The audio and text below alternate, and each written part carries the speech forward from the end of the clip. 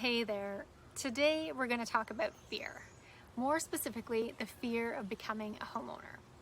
If you've ever thought about buying a home, maybe your first home, you've probably felt some real estate overwhelm at some point. And you're far from alone with this feeling. But this fear of becoming a homeowner is far from the reality of what being a homeowner is actually like. So you may be afraid that your property might lose some value if you buy your home now. I know some of you are probably feeling like this is the peak of the market, and we've seen such an increase over the past year in values that you don't want to see the values decrease. No one wants to drop a huge amount of money into an investment only to have it end up costing them in the long run. But here's the good news.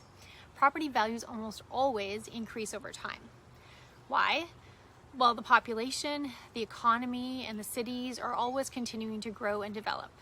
So even if your property value goes down over a year or two or maybe even 3, you'll very likely see the value go up as you hold on to the property long term.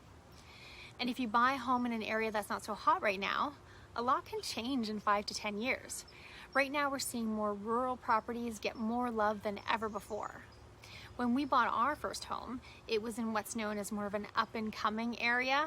We loved the neighborhood, the proximity to the lake, but most people in Sudbury would tell you at that time that it was not a good place to buy. After our first year in our home, we received the municipal assessment and our property value actually had decreased by 10%. So surely we got a little nervous looking at the data, but we knew that it was going to be a good investment in the long term. Plus it was less expensive than actually renting a similar sized home. Sure enough, things turned around and the property value did increase as we owned it for about 7 years. Bottom line, as long as you take care of your house, your home will almost always appreciate in value. A lot of times I also hear that almost buyers feel that buying a home is just too complicated. And I get it, trust me. I know exactly how complicated real estate can get.